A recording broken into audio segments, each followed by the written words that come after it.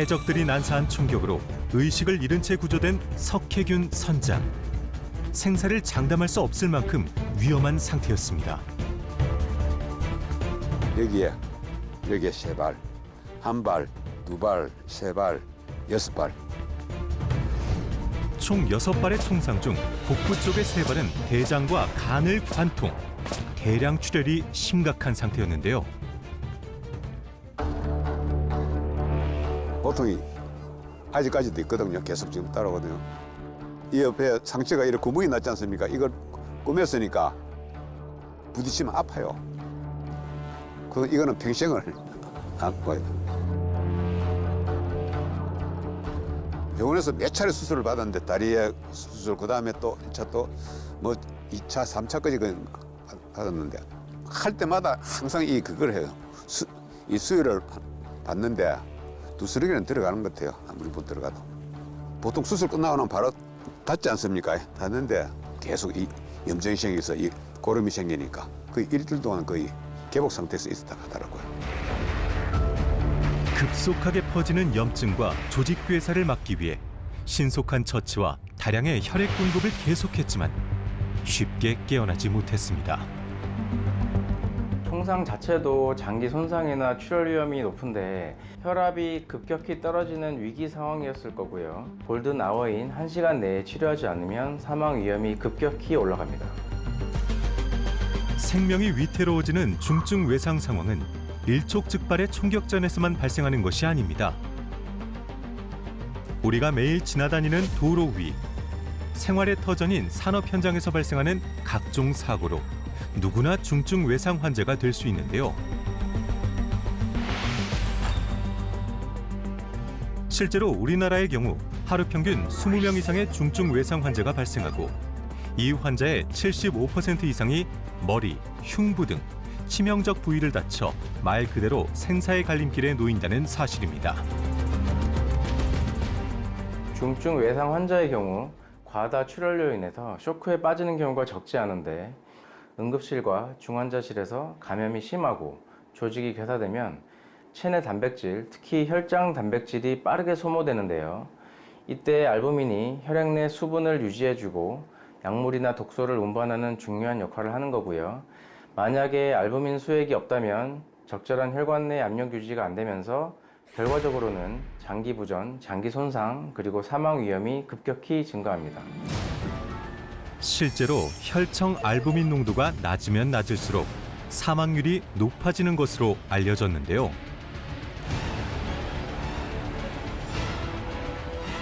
수술 환자의 경우 혈청 알부민 농도가 높을 때 사망률은 단 1% 수준이지만 알부민 농도가 떨어지면 사망률이 무려 29%까지 높아집니다. 환자들의 생사를 가르는 지표 물질 알부민. 혈액 속에 숨겨진 생명 단백질 알부민이 건강한 삶에 어떤 영향을 미치는지 그 비밀이 잠시 후 밝혀집니다.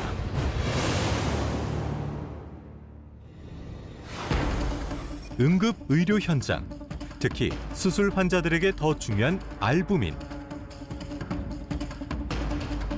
의학계가 이 알부민이란 물질에 주목하기 시작한 건 수많은 군인과 민간인의 목숨을 빼앗은 제2차 세계대전 진주만 공습 직후로 알려져 있는데요.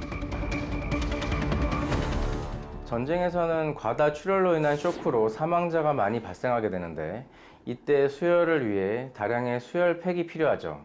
그래서 당시 냉동 혈액에서 혈장을 분리해서 양철 깡통에 넣어서 전장으로 배송했는데요. 문제는 건조 혈장 키트가 너무 크고 무거워서 의무병이 이걸 메고 전장으로 뛰어다니기 어렵고 오염이 잘 된다는 단점이 있었습니다. 그래서 이 문제를 해결하기 위해서 등장한 것이 바로 알부민입니다. 산소와 영양소를 비롯해 다양한 물질의 이동을 돕는 혈액. 이 혈액의 절반 이상을 차지하는 혈장은 다양한 종류의 단백질로 구성되어 있고 이 중 가장 많은 비중을 차지하는 것이 바로 알부민인데요. 당시 단백질 분야 최고 권위자로 알려진 콘 교수가 중증 부상병 치료를 위해 이 알부민을 연구하기 시작했습니다.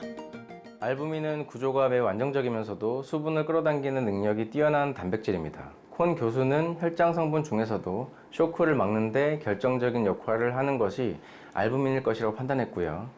혈액에서 알부민을 분리한 후 당시 의대생들을 대상으로 실험을 진행했고 알부민 수액을 투여했을 때 혈류량이 회복되는 효과를 직접 확인했다고 전해집니다. 알부민은 쇼크를 즉각적으로 회복시키는 핵심 성분으로 제2차 세계대전 당시 미국 군 의료 시스템의 전략적 무기까지로 평가받았습니다. 실제로 당시 혈액에서 분리한 알부민을 진주만으로 공급. 알부민을 수혈받은 부상병 87명이 목숨을 구했다는 기록이 남아있는데요. 20세기 전장에서 병사들을 살린 알부민이 현대인의 건강한 삶에도 영향을 미치고 있다는 사실 알고 계시나요? 점점 더 길어지는 여름 폭염과 겨울 한파. 극과 극을 달리는 기온의 변화는 노인들의 건강을 위협하는데요. 극심한 기온 차이로 위태로운 일상을 살고 있다는 분이 계십니다. 며칠 전에도 쓰러져 응급실 신세를 졌었다는 김기순 씨. 암 수술하고 나서 9년 동안 다 괜찮았었는데 제가 빨빨거리고 역마살 낀 사람인데 수술하고 나서는 기력이 없어갖고 다니질 못해요. 어디 조금 가면 피곤하니까 막 누울 생각만 하고. 9년 전 예고 없이 찾아온 암보다 지금의 일상을 방해하는 체력 저하와 피로감이 더 힘들다는데요. 혹여 또 다른 문제가 생긴 건 아닌지 걱정이 태산입니다. 일만 드세요. 지금 제일 문제가 기력이 없고 어지럽고 그래서 응급실도 갔다 오셨다고요. 물론 이제 그 원인은 여러 가지가 있을 수 있는데 왜 기력이 없을까? 이건 우리가 이제 여러 가지를 생각해 봐야 되겠지만 식사는 잘 하세요 요새? 하루에 한 끼 먹으려고 애쓰고 있습니다. 65세 이상 노인분들은 단백질이 굉장히 중요해요. 왜냐하면 단백질을 만드는 기능도 부족해지고 또 근육도 약해지고 근육이 약해지다 보니까 활동량도 줄게 되고 여러 가지 악순환이 오게 되거든요. 그러면 어떻게 관리를 해야 제가 좀 보충을 하고 기력이 날까요? 나이 드신 분들은 단백질 제제. 또 요즘 또 알부민이라는 단백질 제제도 나오잖아요, 그죠? 알부민은 우리 몸속에 있는 여러 가지 단백질 중에 하나예요. 이 단백질은 이제 간에서만 합성을 하는 단백질인데 영양소를 많이 먹는데 그게 이제 피로 흡수가 된 다음에 피해서 쓰는 게 아니고 각 모든 세포 장기 조직으로 다 운반이 돼야 돼요.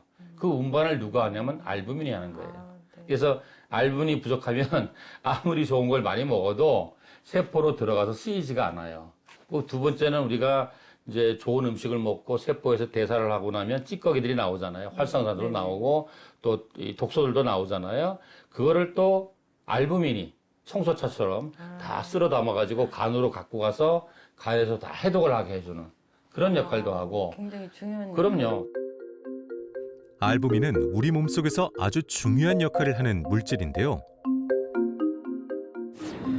영양소, 호르몬, 효소 등을 배달할 물건. 알부민을 택배차라고 가정했을 때 택배차가 충분하면 문제없이 물건이 배달되지만 택배차, 즉 알부민이 부족하면 이런 성분들이 필요한 곳에 가지 못해 질병이 생길 수 있다는 겁니다. 저는 이제 주로 암 환자를 보는데 암 환자분들한테 저는 가장 중요한 요소를 본다면은 단백질과 알부민하고 특히 노인성 암 환자분들 또 암 환자가 아니라도 여러 가지 만성 질환에 노출된 노인성 질환 환자분들은 단백질이나 알부민이 자꾸 떨어져요. 알부민 감소는 암 병력이 있는 기순 씨만의 문제는 아닙니다. 몸속의 혈청 알부민 농도는 20세에 정점을 찍고 나이가 들수록 그 양이 줄어드는데요. 문제는 고령의 나이가 체내 알부민 농도를 떨어뜨리는 많은 원인 중 하나에 불과하다는 사실입니다. 연세 드신 분들이 예전만큼 많이 못 드세요.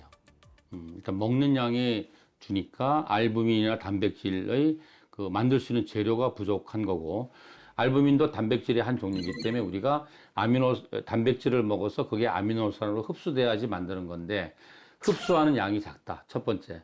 두 번째는 연세가 드시면 간 기능이 저하되기 때문에 간에서 알부민을 합성하는 능력이 작다. 그래서 알부민 합성이 안 돼요. 그래서 알부민이 뭐 정말 3여로 떨어져서 2.7, 2.2 이렇게 되는 분들 굉장히 많습니다. 간 기능 저하로 알부민이 충분히 만들어지지 못하는 것뿐 아니라 과도한 손실도 알부민 저하의 원인 중 하나로 지목되고 있습니다.